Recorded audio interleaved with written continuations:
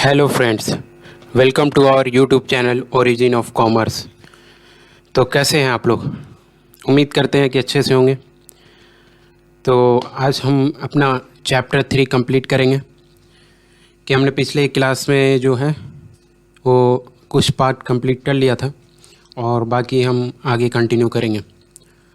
तो चलिए हम पहले थोड़ा सा rules of debit and credit एक बार रिवाइज कर लेते हैं, उसके बाद हम आगे आने वाले एग्जाम्पल्स को देखेंगे।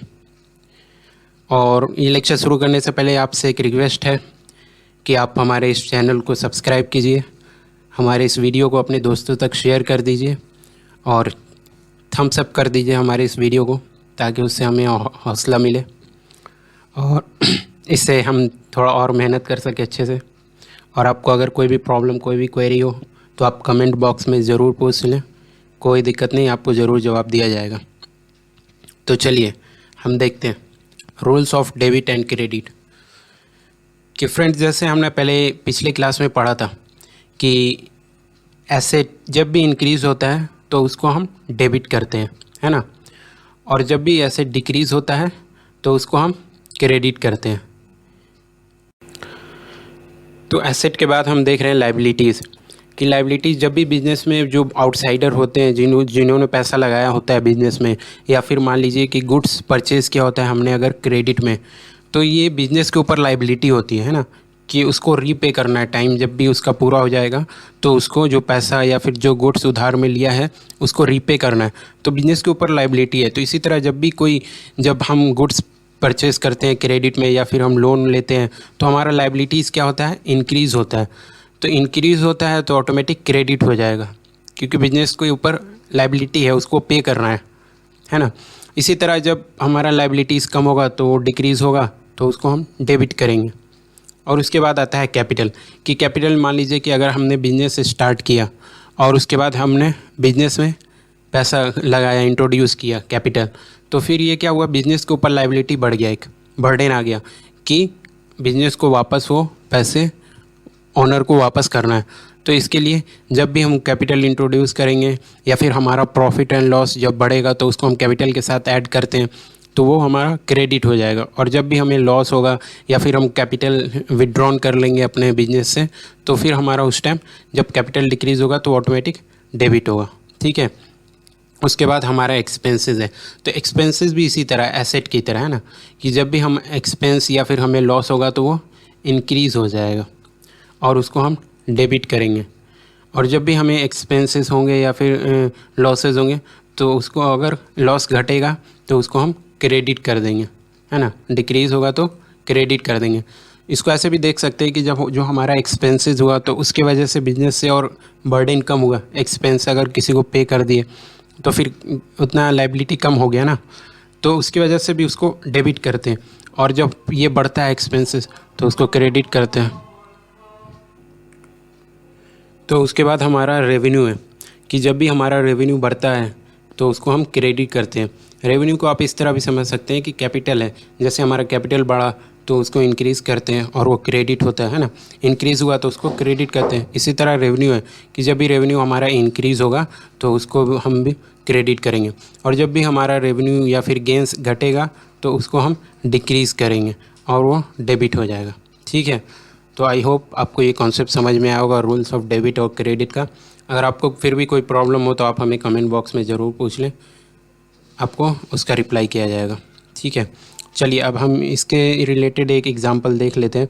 जो हमारा एग्ज़ाम्पल हमने पहले भी जो देखा था पिछले लेक्चर में, अगर आपने इस वीडियो का पहला लेक्चर नहीं देखा है तो आप वो पहले देख लें, उसके बाद यहाँ आए, क्योंकि वहाँ पे हमने एक एग्ज़ाम्पल देखा था, वही एग्ज़ाम्पल अभी इसमें और भी आगे आने वाला है। हालांकि उसके एक एक ट्रांजैक्शन हमारे सामने ये दिए हुए स्क्रीन पे, तो फ़िलहाल तो हमें वहाँ रेफ़र करने के बजाय यहाँ भी रेफ़र करेंगे तो हमारा काम बन जाएगा। तो चलिए हम देखते हैं अब इसमें क्या डेबिट करना है, क्या क्रेडिट करना है, वो एनालाइज़ करना है इस एग्ज़ाम्पल में, जो हमारा ये एग्ज़ाम्पल दिया हुआ है, ठीक है। तो हम एक एक ट्रांजैक्शन को देखेंगे और उसको एनालाइज़ करेंगे। तो हमारा सबसे पहला जो ट्रांजैक्शन है वो दिया हुआ है, वो Rohit started business with cash ₹5 lakh. तो अब देखिए यहाँ पे रोहित ने क्या किया, बिज़नेस में कैश इंट्रोड्यूस किया। तो कैश हमारा एसेट है, तो एसेट हमारा 5 लाख रुपए से बढ़ जाएगा। और रोहित ने इंट्रोड्यूस किया एज अ कैपिटल, तो अब कैपिटल क्या हुआ हमारे यहाँ पे, इंक्रीज़ हुआ, तो वो क्या हो जाएगा, क्रेडिट हो जाएगा, है ना। ये जो एनालिसिस ऑफ ट्रांजैक्शन है इसमें भी वही लिखा हुआ है जो मैं आपको समझा रहा हूँ। अगर आपको बाद में पढ़ना हुआ तो आप पढ़ सकते हैं, लेकिन पहले आप समझ लीजिए। अगर आपको एक बार समझ में आ गया तो फिर कॉन्सेप्ट आपका क्लियर हो जाएगा, ठीक है। तो ये हमारा जो अकाउंट है कैश अकाउंट है ना, कैश में क्या हुआ, 5 लाख रुपीज़ ये आए, इंक्रीज़ हुआ था एसेट, तो यहाँ पे 5 लाख रुपीज़ से ये डेबिट हो जाएगा, ठीक है। उसके बाद इसका दूसरा इफेक्ट क्या होगा कि कैपिटल इंट्रोड्यूस हुआ, मीन्स कैपिटल इंक्रीज़ हुआ, तो वो क्या होगा, क्रेडिट हो जाएगा। तो उसी तरह ये 5 लाख रुपीज़ यहाँ पे क्रेडिट हो गया, ठीक है। ये जो हमारे ये ब्रैकेट में दिया हुआ है ये इसका रेफरेंस दिया हुआ है कि ये पहले ट्रांजैक्शंस का ये एंट्री है, ठीक है। और यहाँ पे ये जो 10,000 रुपीज़ ये 6 देख रहा है, ये आगे का ये ट्रांजैक्शन आने वाला है, तो हम उस टाइम देखेंगे उसको, ठीक है। उसके बाद हम चलिए दूसरा ट्रांजैक्शन देखते हैं। दूसरा ट्रांजैक्शन यहाँ पे दिया हुआ है, opened a bank account with an amount of rupees 4,80,000। तो यहाँ पे क्या हुआ कि बैंक में अकाउंट ओपन किया और कितने अमाउंट से डिपॉजिट करके किया, 4,80,000। तो यहाँ पे क्या हो रहा है कि यहाँ पे हमारा बैंक जो है वो भी एसेट है, तो वो क्या हो रहा है, 4,80,000 से बढ़ रहा है। और दूसरा चीज़ क्या घट रहा है कि हमने बैंक में क्या जमा किया होगा, कैश जमा किया होगा, तो कैश हमारा क्या हो रहा है, 4,80,000 से घट रहा है ना। तो अब हम यहाँ पे डेबिट किसको करेंगे, बैंक को करेंगे, क्योंकि हमारा बैंक जो है इंक्रीज़ हो रहा है और वो हमारा एसेट है, तो उसको डेबिट करेंगे। और जो एसेट हमारा घट रहा है उसको हम क्या करेंगे, क्रेडिट करेंगे। तो कैश जो हमारा वो 4,80,000 से क्रेडिट हो जाएगा, ठीक है। तो चलिए ये जो है हमारे सामने ये जो ट्रांजैक्शन का एंट्री है ये कैश अकाउंट है। इसमें देखिए क्रेडिट साइड में क्या लिखा है, 4,80,000 रुपीज़, ठीक है। और उसके बाद ये जो है बैंक अकाउंट में ये डेबिट क्या हुआ, 4,80,000 रुपीज़, ठीक है। आई होप आपको समझ में आया होगा ये। चलिए अब उसके आगे हम तीसरा ट्रांजैक्शन देखते हैं। Bought furniture for ₹60,000 and issued cheque for the same. तो अब यहाँ पे क्या हो रहा है कि यहाँ पे 60,000 रुपीज़ का फर्नीचर परचेज़ किया है। तो फर्नीचर क्या है, बिजनेस का एसेट है, और इसके लिए क्या इशू किया है, चेक इशू किया है। मतलब ये बैंक से ट्रांजैक्शन हुआ है 60,000 का, ठीक है। तो अब यहाँ इसमें जो हमारा फर्नीचर है वो 60,000 का एसेट है, तो वो डेबिट हो जाएगा। और जो हमारा क्रेडिट क्या होगा, क्रेडिट हमारा बैंक हो जाएगा, क्योंकि हमारा बैंक से 60,000 का अमाउंट घट जाएगा, क्योंकि हमने चेक इशू किया, तो वो जब चेक उसको भजाया जाएगा तो 60,000 से बैंक हमारा कम हो जाएगा। तो अब ये देखिए फर्नीचर अकाउंट यहाँ पे डेबिट कितने से होगा, 60,000 रुपीज़ से, और जो बैंक है ये क्रेडिट कितने से होगा, ये हो जाएगा 60,000 रुपीज़ से, ठीक है। तो आई होप आपको ये भी ट्रांजैक्शन समझ में आया होगा। बहुत ही इजी ट्रांजैक्शन है और आपको आगे और भी मज़ा आने वाला है, तो आप ध्यान से पढ़िए और आगे ये सब आपको बहुत ही मज़ा आएगा। उसके बाद हमारे सामने जो है वो चौथा ट्रांजैक्शन है ना, fourth one. Bought plant and machinery from Ramji Lal for business for ₹1,20,000 1,25,000 and an advance of 10,000 in cash is given. तो आप पहले ये ट्रांजैक्शन को समझिए कि यहाँ पे क्या क्या चीज़ें हो रही हैं, है ना। सबसे पहले क्या हुआ कि उसने रामजी लाल से रोहित ने परचेज़ किया, क्या परचेज़ किया, प्लांट एंड मशीनरी। कितने का परचेज़ किया, 1,25,000 का परचेज़ किया, है ना। उसके लिए इसने क्या किया, एडवांस पे किया कितना, 10,000 रुपीज़ इन कैश गिवन, 10,000 रुपये कैश दिया। तो यहाँ पे क्या हो रहा है कि यहाँ पे हमारा प्लांट एंड मशीनरी कितने से बढ़ रहा है, 1,25,000 रुपये से बढ़ रहा है ना, क्योंकि ये हमारा एसेट है और ये डेबिट होगा 1,25,000 से। और यहाँ पे जो हमारा एडवांस है ये 10,000 रुपीज़ का एडवांस गया है ना, 10,000 रुपये उसने क्या किया, पे किया है। तो 10,000 रुपये से तो हमारा कैश घट जाएगा, क्योंकि उसने क्या किया, जब ट्रांजैक्शन एट अ टाइम उसी टाइम पे कर दिया 10,000 रुपये, है ना। तो क्रेडिट हो गया कितना, 10,000 रुपये। लेकिन आप देखिए कि ये ट्रांजैक्शन जो हुआ है 1,25,000 1,25,000 का हुआ है, और उसमें से जो कैश पेमेंट हुआ है वो सिर्फ 10,000 रुपीज़ हुआ है ना। तो इसका मतलब बाकी जो अमाउंट है 1,15,000 का, वो क्या हुआ है, वो उसने रामजी लाल से उधार में परचेज़ किया, कि मतलब उतना अमाउंट अभी आउटस्टैंडिंग है, उतना अमाउंट अभी 1,15,000 का पे नहीं किया। तो क्या हुआ हो रहा है हमारे सामने यहाँ पे कि हमारा लाइबिलिटीज़ जो है 1,15,000 से बढ़ रहा है ना, और 10,000 से हमारा कैश क्रेडिट हुआ और लाइबिलिटी बढ़ रहा है 1,15,000 से, तो वो भी क्रेडिट हो जाएगा। तो हमारा जो है अकाउंट है वो मैच हो जाएगा कि 1,25,000 से प्लांट एंड मशीनरी बढ़ जाएगा, डेबिट हो जाएगा, और जो 10,000 से वो कैश क्रेडिट हो जाएगा, और 1,15,000 जो अमाउंट है वो एज अ क्रेडिटर हम रामजी लाल के अकाउंट को क्रेडिट करेंगे कि हमारा क्रेडिटर 1,15,000 से बढ़ जाएगा। तो चलिए अब हम इसको देखते हैं इसके अकाउंट में। तो सबसे पहले हमारा ये जो कैश अकाउंट है, ये कैश अकाउंट से 10,000 रुपये क्या हुआ, पेक हो गया, तो ये क्रेडिट हो गया है ना। ये क्रेडिट है इस साइड राइट हैंड साइड, और लेफ्ट हैंड साइड ये डेबिट है, ठीक है। उसके बाद ये प्लांट एंड मशीनरी अकाउंट है हमारा। तो ये प्लांट एंड मशीनरी 1,25,000 का परचेज़ किया, ये हमारा एसेट है, तो 1,25,000 से डेबिट हो जाएगा। तो ये हमारा 1,25,000 डेबिट हो गया, ठीक है। अब जैसे मैंने बोला था कि बाकी जो बैलेंस है 1,15,000 का वो उसने पे नहीं किया, मतलब आउटस्टैंडिंग है, तो अब वो हमारा लाइबिलिटी है, हमको पे करना है बाद में। तो हमारा जो रामजी लाल अकाउंट है ये भी एज अ क्रेडिटर 1,15,000 से क्रेडिट हो जाएगा, मतलब इंक्रीज़ हो रहा है यहाँ पे लाइबिलिटी, तो वो क्रेडिट होगा, है ना। तो मैं उम्मीद करता हूँ कि आपको ये भी ट्रांजैक्शन समझ में आया होगा। उसके बाद हमारे सामने जो है वो है next transaction, goods purchase from Sumit traders for ₹55,000। अब ये आप ट्रांजैक्शन समझिए कि यहाँ पे क्या हो रहा है, गुड्स परचेज हो रहा है ना। तो जो गुड्स भी जब भी परचेज होता है तो उसको हम परचेज अकाउंट उसका बनाते हैं, है ना। ऐसा स्टॉक अकाउंट नहीं बनाते, बल्कि उसको परचेज अकाउंट से उसका नाम देते हैं, उसका लेबल है उस अकाउंट का।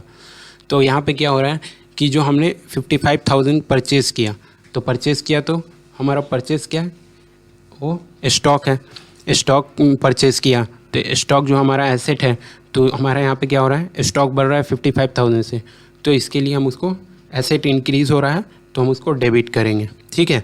और इसके साथ साथ हमारा यहाँ पे क्या हो रहा है कि लाइबिलिटी है, हमने उधार में परचेज़ किया, किससे परचेज़ किया, सुमित ट्रेडर्स से परचेज़ किया, कितने अमाउंट में, ₹55,000 में।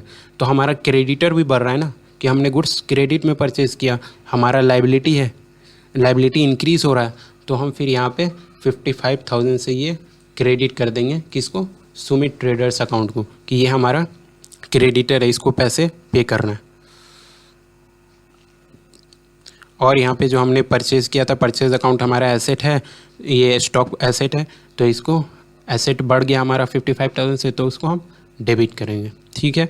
उम्मीद करते हैं आपको ये भी ट्रांजैक्शन समझ में आया होगा। चलिए अब हमारे सामने जो नेक्स्ट ट्रांजैक्शन है वह है goods costing ₹25,000 sold to Rajni Enterprises for ₹35,000। तो देखिए अगर कहीं पे भी कैश में या बैंक में ट्रांजैक्शन होता है तो वहाँ पे पार्टिकुलरली वो मेंशन रहता है कि कैश में दिया या फिर बैंक से पे किया या फिर बैंक से अमाउंट रिसीव हुआ। लेकिन अब जहाँ पे भी आप ये चीज़ ध्यान रखिएगा, एक पॉइंट है कि कहीं पे भी अगर सिर्फ जो पार्टिकुलर पार्टी है जिससे ट्रांजैक्शन हो रहा है अगर उसका नाम दिया है तो हम ऐसा एज्यूम करते हैं कि वो क्रेडिट में ट्रांजैक्शन हो रहा है ना। तो अब जैसे यहाँ पे है कि goods costing ₹25,000 sold to Rajni Enterprises for ₹35,000। तो यहाँ पे क्या हो रहा है, यहाँ पे रजनी इंटरप्राइजेज को गुड्स कितने में सोल्ड किया है, 35,000 में किया, ठीक है। और गुड्स एक्चुअल में जो था कितने का था, वो 25,000 का था।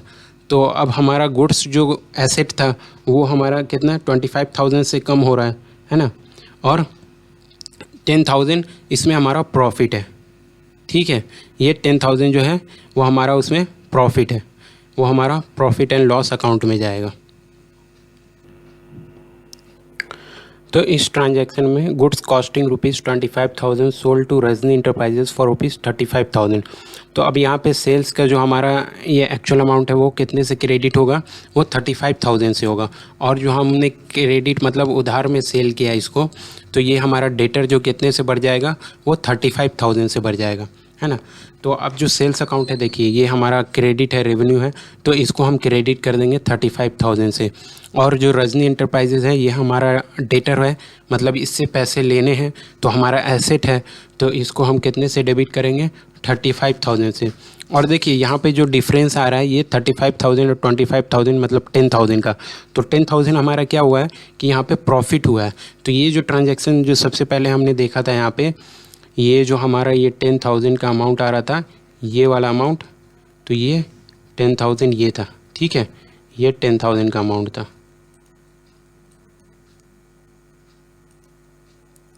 ये जो हमारा 10,000 का ट्रांजैक्शन था ये वाला अमाउंट था, ठीक है। तो ये हमारा 10,000 ये कैपिटल, क्योंकि हमने 10,000 रुपये प्रॉफिट अर्न किया उस सेल पे, तो अब वो क्या है, हमारा कैपिटल बढ़ जाएगा ना उससे, तो इसके लिए उसको कैपिटल अकाउंट में क्रेडिट करेंगे, ठीक है। उसके बाद हम चलिए नेक्स्ट ट्रांजैक्शन देखते हैं।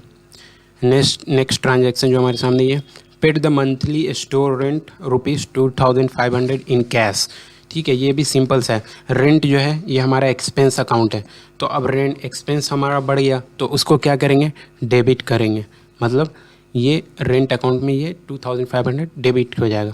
और जो ये हमने कैसे पे किया है, ये कैश में पे किया है, तो अब कैश जो हमारा क्या है, एसेट है, तो अब यहाँ पे एसेट हमारा घट रहा है, तो उसको क्या करेंगे, हम 2,500 से लेस कर देंगे, ठीक है, मतलब क्रेडिट कर देंगे। और यहाँ पे 2,500 से हमने रेंट अकाउंट को डेबिट किया क्योंकि हमारा एक्सपेंस जो है बढ़ गया। उसके बाद हमारा नेक्स्ट ट्रांजैक्शन है, ठीक, paid ₹5,000 as a salary to office employees. तो अब यहाँ पे क्या हो रहा है कि 5,000 रुपये एम्प्लॉय को सैलरी दिया है, तो कैसे पे किया है, कैश में पे किया है, कितना, 5,000 रुपये, है ना। और यहाँ पे ऑफिस जो एम्प्लॉयज़ को सैलरी दिया, वो सैलरी क्या है, हमारा एक्सपेंस है, तो अब सैलरी अकाउंट को हम कितने से बढ़ाएंगे, डेबिट करेंगे 5,000 रुपीज़ से, और कैश अकाउंट को हम कितने से घटाएंगे, 5,000 रुपीज़ से, ठीक है। देखिए यहाँ पे हमने सैलरी अकाउंट को डेबिट किया 5,000 रुपीज़ से, और कैश अकाउंट को हमने क्रेडिट किया, मतलब कम किया कितने से, वो 5,000 रुपीज़ से, ठीक है। अब चलिए उसके आगे हम नेक्स्ट ट्रांजैक्शन देखते हैं। Received cheque as full payment from Rajni Enterprises and deposited same day into bank. अब जो रजनी इंटरप्राइजेज को इसने सेल किया था 35,000 क्रेडिट में, ये जो ट्रांजैक्शन हमारे पास सामने 6th वन जो था, है ना, तो अभी इस ट्रांजैक्शन में क्या हो रहा है कि उसने चेक दे दिया 35,000 का। तो अभी यहाँ पे क्या हो रहा है कि हमारा एक एसेट जो है चेक दिया उसने और सेम डे में हमने डिपॉजिट कर दिया, तो हमारा बैंक कितने से बढ़ जाएगा, 35,000 से।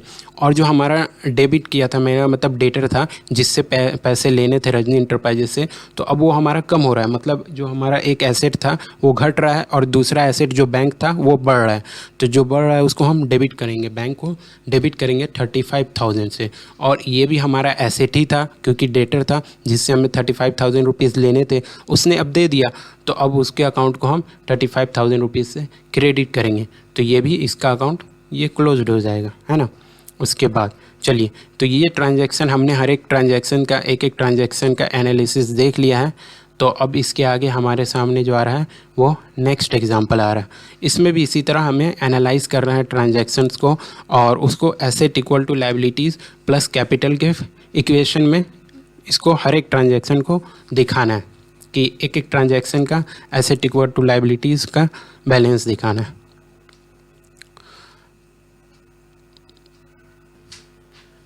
चलिए, तो हम एक ट्रांजैक्शन को देखेंगे और उसके इक्वेशन को भी मैच करेंगे। तो हमारे सामने जो पहला ट्रांजैक्शन वो है, introduced ₹8 lakh rupees as cash and 50,000 by stock. तो कैश इंट्रोड्यूस हुआ बिजनेस में, तो 8 लाख रुपीज़ से कैश बढ़ गया, ये हमारा एसेट है, और 50,000 रुपीज़ से स्टॉक बढ़ गया, तो मतलब 8,50,000 से ये हमारा एसेट का अमाउंट बढ़ गया दोनों। और दूसरा चीज़ जो बढ़ा वो, एक तो 8 lakh rupees as a capital introduce हुआ तो वो भी बढ़ेगा, प्लस जो कैपिटल हम उसको भी काउंट करते हैं कि जो कुछ बिजनेस में गुड्स वगैरह डायरेक्टली परचेज, मतलब ऐसा नहीं हुआ कि कैश ला के दिया, बल्कि कुछ अमाउंट का, जिस अमाउंट का गुड्स अगर बिजनेस में ले आया तो वो भी हम कैपिटल ही इंट्रोड्यूस करते हैं, उसको कैपिटल ही इंट्रोड्यूस किया हुआ मानते हैं। तो ये हमारा जो है 8,50,000 ये क्या हो जाएगा, एसेट हो जाएगा, और साथ में यहाँ पे हमारा कैपिटल भी हो जाएगा 8 लाख प्लस 50,000 इक्वल टू 8,50,000, ठीक है। तो चलिए हम एक ट्रांजैक्शन को देखते हैं। It affects the cash and inventory on the asset side and capital on the other hand. there is increase in cash by 8 lakh and inventory of goods by 50,000 on asset side of equation. Capital is increased by 8 lakh 50,000. तो अब देखिए जिस जो हमने बताया पहले आपको समझाया वही चीज़ यहाँ पे है कि एसेट जो है कैश कितना बढ़ गया 8 लाख रुपीज़, और इन्वेंट्री जो हमारा वो भी स्टॉक है एसेट है वो भी 50,000 से बढ़ गया। तो ये टोटल अमाउंट कितना हो गया 8,50,000। और लाइबिलिटीज़ तो यहाँ कुछ नहीं बढ़ा लेकिन कैपिटल बढ़ गया 8,50,000 थे। तो ये हमारा ये मैच कर गया 8,50,000 इक्वल टू 8,50,000। ठीक है। अब चलिए यहाँ पे अब हम दूसरा ट्रांजैक्शन देखेंगे। Purchase plant for ₹3 lakh by paying 15,000 in cash and balance at a later date. तो अब यहाँ पे क्या कह रहा है कि इसने क्या किया है 3 लाख रुपए में प्लांट परचेज़ किया है, लेकिन उसको पे कितना किया है तुरंत 15,000 रुपये कैश पे किया है, और बाकी जो अमाउंट देगा वो कब देगा वो बाद में देगा। बाकी जो हमारा अमाउंट बचता है वो कितना बचता है 3 लाख माइनस 15,000 इक्वल टू 2,85,000। तो अब यहाँ पे परचेज़ किया प्लांट जो हमारा एसेट है वो कितने से बढ़ गया 3 लाख रुपए से, और जो हमारा माइनस होगा वो कैश कितने से घटेगा वो 15,000 रुपये से, है ना, क्योंकि उसने कैश पे किया है 15,000 का।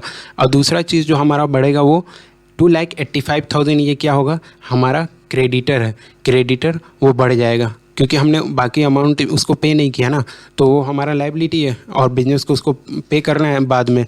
तो इसके लिए जो हमारा लायबिलिटीज़ बढ़ेगा वो 2,85,000 से बढ़ेगा, और नेट जो हमारा एसेट बढ़ेगा वो 3 लाख। तो प्लांट एंड मशीनरी आया लेकिन 15,000 कैश भी वापस पे किया है वहाँ पे तुरंत, तो इसके लिए नेट जो बढ़ेगा हमारा एसेट वो 2,85,000 बढ़ेगा। तो देखिए अब यहाँ पे ये दोनों ट्रांजैक्शन, जो पहला ट्रांजैक्शन है और दूसरा ट्रांजैक्शन, ये दोनों को मिलाकर मैच करके कैश हमारा 8 लाख रुपीज़ ओपनिंग था यहाँ पे, है ना, उसमें से 15,000 अभी पे कर दिया तो कैश कितना बचा 7,85,000। ठीक है। और हमारा इन्वेंट्री एज इट इज़ इतना ही रह गया 50,000, और हमारा जो प्लांट एंड मशीनरी कितने से बढ़ा ये 3 लाख रुपए से प्लांट एंड मशीनरी बढ़ा। तो ये हमारा टोटल अमाउंट कितना हो गया, इसको ऐड करेंगे तो 3 lakh plus 7 lakh means 10 lakh rupees, 10,50,000 और प्लस यहाँ पे 85,000 11,35,000। ये हमारा टोटल बैलेंस हो गया दोनों ट्रांजैक्शन का मिला के एसेट का अमाउंट 11,35,000। और जो हमारा लायबिलिटीज़ यहाँ पे देखिए यहाँ पे कितना था 8,50,000 था, ये 8,50,000 तो एज इट इज़ आ जाएगा कैपिटल, प्लस ये अभी हमारा जो भरा है 2,85,000 जो हमने अभी तक बैलेंस पे नहीं किया है, तो इसकी वजह से हमारा लायबिलिटीज़ इतने से बढ़ जाएगा। तो liabilities plus capital 2,85,000 plus 8,50,000 equal to 11,35,000। ये हमारा मैच कर गया asset equal to liabilities plus capital. ठीक है। ये हमारा बैलेंस आप ये याद रखिएगा 11,35,000 का, ये हमें आगे भी काम आएगा। उसके बाद है third one, deposited 6 lakh into bank. अब यहाँ पे क्या हो रहा है कि 6 लाख रुपीज़ बैंक में डिपॉजिट किया तो कैश कितने से घट जाएगा 6 लाख रुपीज़ से कैश घट जाएगा, और बैंक क्या बढ़ जाएगा बैंक 6 लाख रुपीज़ से बढ़ जाएगा। तो इस एंट्री का ज़्यादा इफेक्ट पड़ने वाला नहीं है। चलिए ये भी देख लेते हैं। ये सब बैलेंस तो एज इट इज़ रह जाएगा, है ना, लेकिन यहाँ पे देखिए 6 लाख रुपीज़ यहाँ पे कैश बढ़ गया और यहाँ पर कैश 6 लाख रुपीज़ माइनस हो गया, तो बैलेंस तो क्लोजिंग बैलेंस देखेंगे फाइनल तो उतना ही रह जाएगा, और यहाँ पे भी उतना ही रहेगा 11,35,000, यहाँ पे 11,35,000, क्योंकि एक एसेट बढ़ रहा है मतलब बैंक हमारा बढ़ रहा है 6 लाख रुपये से, लेकिन दूसरा एसेट कम हो रहा है, कैश कम हो रहा है, तो नेट इफेक्ट तो उसका देखेंगे तो नील हो जाएगा एसेट साइड पे। और लायबिलिटी साइड तो एज इट इज़ जो हमारा 11,35,000 है 11,35,000 वो एज इट इज़ आ जाएगा। ठीक है। चलिए हमने 3 ट्रांजैक्शन देख लिए, अब चौथा ट्रांजैक्शन देखते हैं। Purchased office furniture for ₹1 lakh and made payment by cheque. तो अब इसमें क्या हो रहा है कि ऑफिस फर्नीचर 1 लाख रुपीज़ का परचेज़ किया, तो ऑफिस फर्नीचर हमारा एसेट है तो हमारा एसेट 1 लाख रुपए से बढ़ जाएगा, लेकिन उसका पेमेंट कैसे हो रहा है तो चेक से हो रहा है, तो 1 लाख रुपए हमारा बैंक के अकाउंट से घट जाएगा। तो चलिए इस ट्रांजैक्शन को भी देख लेते हैं। ये फोर्थ वन है। तो यहाँ पे देखिए आप यहाँ पे फर्नीचर का अमाउंट देखिए 1 लाख रुपीज़ से बढ़ रहा है, और इसने 1 लाख रुपीज़ कैसे पे किया है बैंक से पे किया है, तो 1 लाख रुपीज़ ये 6 लाख जो डिपॉजिट किया था उसमें से 1 लाख घट जाएगा, तो बैलेंस जो बच जाएगा वो 5 लाख। नेट इफेक्ट जो हमारा ये वो एज इट इज़ रह जाएगा, क्योंकि हमारा फर्नीचर एक एसेट बढ़ रहा है और एक एसेट सेम अमाउंट से घट रहा है, तो नेट इफेक्ट तो वही रहेगा 11,35,000, और यहाँ पे लायबिलिटीज़ प्लस कैपिटल 11,35,000। ठीक है। अब चलिए हम देखते हैं transaction fifth. Purchase goods worth ₹80,000 for cash and 35,000 in credit. तो अब इस ट्रांजैक्शन को देखिए क्या हो रहा है कि यहाँ पे ऐसे एक परचेज़ किया है, स्टॉक कितने का परचेज़ किया है, गुड्स ₹80,000 तो कैश में परचेज़ किया है, और 35,000 कितने में परचेज़ किया है, क्रेडिट में किया है। तो देखिए हमारा जो एसेट बढ़ रहा है वो 80,000 प्लस 35,000 ये स्टॉक बढ़ रहा है, मतलब टोटल अमाउंट हमारा ये कितना हो जाएगा, 80 lakh plus 80,000 plus 35,000 equal to 1,15,000, है ना। 80 plus 20 equal to 1 lakh plus 15,000, 1,15,000 ये हमारा स्टॉक बढ़ जाएगा। लेकिन 1,15,000 और हमारा कैश घट जाएगा, 80,000 से कैश घटेगा, ठीक है। 80,000 से हमारा ये कैश घट जाएगा और 1,25,000 से हमारा स्टॉक बढ़ जाएगा, और ये 35,000 क्रेडिट में है तो ये 35,000 से हमारा लायबिलिटीज़ बढ़ जाएगा। चलिए इसका हम फाइनल इफेक्ट देखते हैं एंट्री नंबर 5 में। ये है, अब देखिए यहाँ पे हमारा कैश 80,000 से यहाँ पे माइनस हो गया, क्योंकि 80,000 इसने परचेज़ किया एसेट, तो वो स्टॉक परचेज़ किया तो पे कर दिया कैश में। और यहाँ पे 35,000 देखिए इसने क्रेडिट में परचेज़ किया तो लायबिलिटी बढ़ गया 35,000 से, क्योंकि उसने उधार में परचेज़ किया, तो वो 35,000 तो उसको बाद में देना है ना। और टोटल जो हमारा इन्वेंट्री बढ़ गया वो 80,000 प्लस 35,000 इक्वल टू 1,15,000, ये हमारा 1,15,000 का इन्वेंट्री बढ़ गया। तो ये 11,35,000 था, और नेट इफेक्ट क्या हुआ, 1,85,000 माइनस 80,000 इक्वल टू 30,000, तो 11 लाख क्या हुआ 70,000, और यहाँ पे भी हो गया 11,70,000। तो हमारा asset equal to liabilities plus capital, ये बैलेंस मैच कर गया, ठीक है। अब चलिए हम ट्रांजैक्शन नंबर 3 देख लेते हैं, ट्रांजैक्शन नंबर अब हम देखेंगे 6। Goods amounting to ₹45,000 was sold for 60,000 on cash basis. तो अब यहाँ पे क्या हो रहा है कि 45,000 के गुड्स को हमने कितने में सेल किया, 60,000।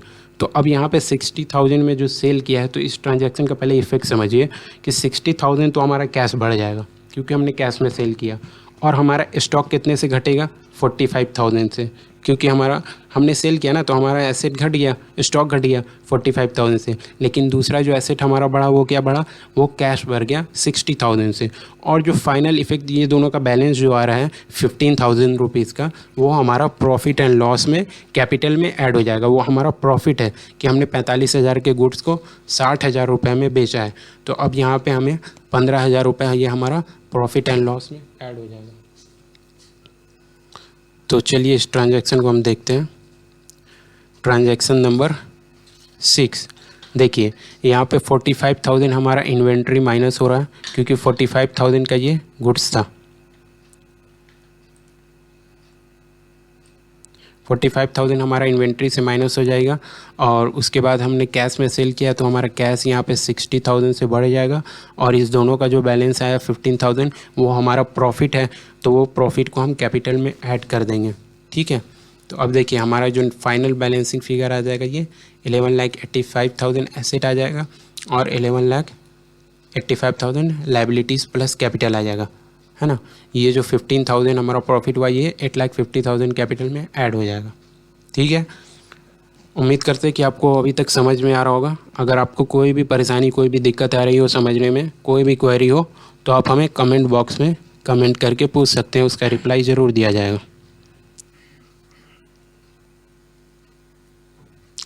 चलिए अब हमारे सामने जो है ये एंट्री नंबर 7 है। Goods costing ₹80,000 was sold for 1,25,000 on credit. तो यहाँ पे क्या हो रहा है कि 80,000 का जो गुड्स का कॉस्ट है उसको कितने में बेचा जा रहा है, 1,25,000 का। लेकिन कैसा बेचा जा रहा है, क्रेडिट में बेचा जा रहा है, मतलब उधार सेल किया जा रहा है।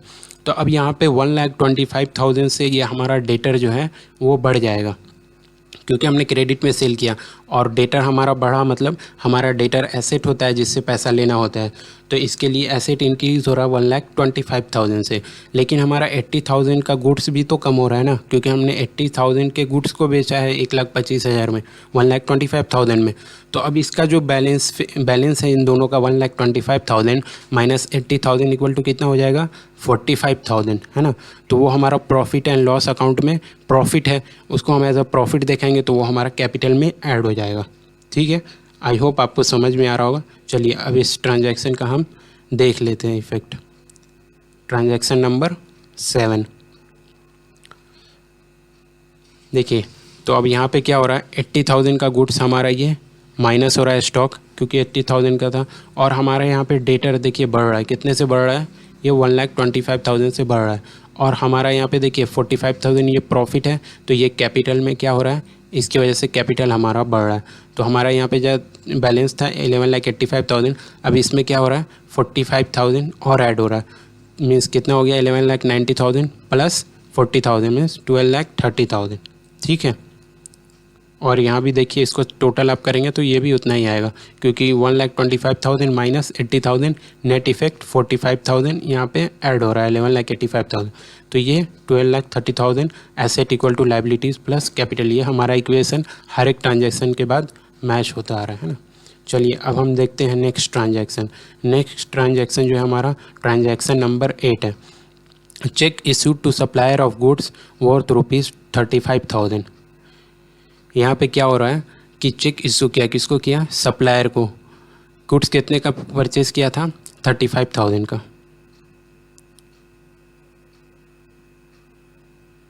35,000 देखिए, ये जो ट्रांजैक्शन था हमारा क्रेडिट में परचेज किया था, अब उसका यहाँ पे पेमेंट हो रहा है ना। ये जो चेक इशू किया है कौन से के लिए, इसको एक मिनट, इस ट्रांजैक्शन को आप इसके साथ लिंक कर सकते हैं। इस ट्रांजैक्शन को आप इसके साथ लिंक कर सकते हैं ना, कि यहाँ पे क्या हो रहा है क्रेडिट है, ये जो क्रेडिट में लिया था 35,000 यहाँ पे उसका पेमेंट हो रहा है। तो अब यहाँ पे क्या होगा, क्रेडिटर हमारा ये क्या होगा कम हो जाएगा 35,000 से, है ना, और जो हमारा बैंक जो है वो भी 35,000 से कम हो जाएगा, क्योंकि यहाँ पे हम लोग क्या कर रहे हैं पेमेंट कर रहे हैं।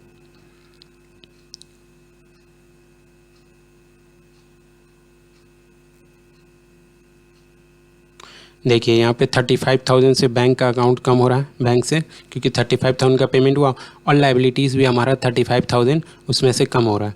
तो अब हमारा जो बैलेंस आ जाएगा वो 11,95,000 आ जाएगा, है ना, क्योंकि हमारे यहाँ पे जो था 12,30,000, इसमें से 35,000 माइनस हो जाएगा एसेट में से, क्योंकि बैंक से हमारा 35,000 कम हुआ, और लाइबिलिटीज़ भी हमारा कम हो जाएगा, क्योंकि पहले जो पैसा बाकी था उधार जो हमने परचेज़ किया था उसका पेमेंट करना था, जिसको अभी हम पेमेंट कर रहे हैं, तो अब उतने अमाउंट से उसका खाता कम हो जाएगा।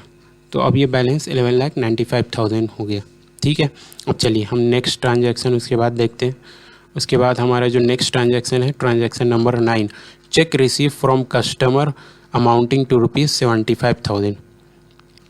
अब क्या हुआ था यहाँ पे, इसने गुड्स कितने का सेल किया था, देखिए यहाँ पे क्रेडिट सेल किया था 1,25,000 का, है ना, और उसका अभी पेमेंट कितना आया 75,000 का। तो अब हमारा बैंक कितने से बढ़ जाएगा 75,000, क्योंकि हमने क्या किया चेक रिसीव किया, और हमारा एक एसेट मतलब बैंक 75,000 से बढ़ेगा, और दूसरा एसेट क्या घटेगा कि हमारा डेटर था कि हमने उसको गुड्स उधार में सेल किया था, अब उसने हमें पेमेंट कर दिया, तो उस एसेट के अकाउंट को, डेटर के अकाउंट को उतने अमाउंट से कम कर देंगे।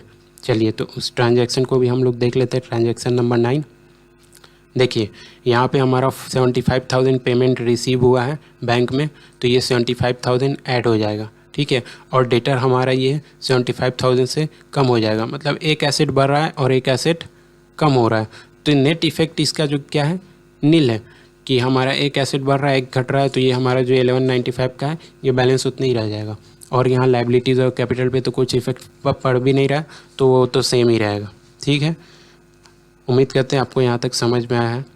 चलिए अब हम इस एग्जाम्पल का लास्ट ट्रांजैक्शन देख लेते हैं। यह है withdrawn bye owner for personal use ₹25,000। अब यहाँ पे क्या हो रहा है कि ओनर ने क्या किया है 25,000 अपने फर्म से विड्रॉ किया है, मतलब कैपिटल हमारा यहाँ से 25,000 से कम हुआ है। तो इसको हम कैपिटल, अब देखिए इस ट्रांजैक्शन में क्या होगा, या तो कैश में लिया होगा या तो बैंक से लिया होगा। तो यहाँ पे देखिए इससे क्या किया, 25,000 इसने कैश विड्रॉ किया, तो ये 25,000 कैश माइनस हो जाएगा।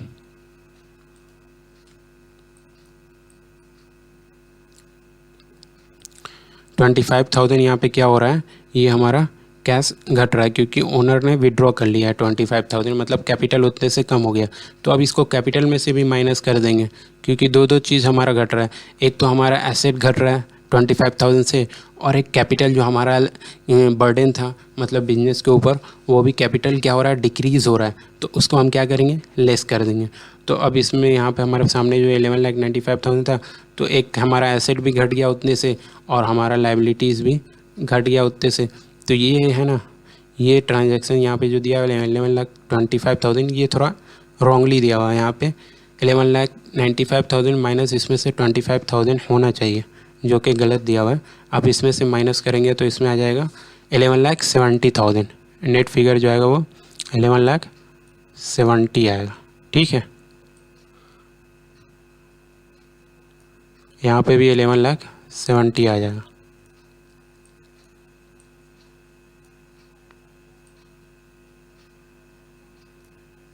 ठीक है, ये आप एक करेक्शन कर लीजिएगा अपने बुक में, क्योंकि यहाँ पे देखिए यहाँ पे 11,95,000 था, तो जब कैश 25,000 से कम हो रहा है तो इसमें से ऑटोमेटिक माइनस होना चाहिए ना, जिसमें इसमें नहीं दिखाया, तो थोड़ा ये मिस्टेक है। यहाँ पे आप इसको करेक्ट कर लीजिएगा 11,95,000।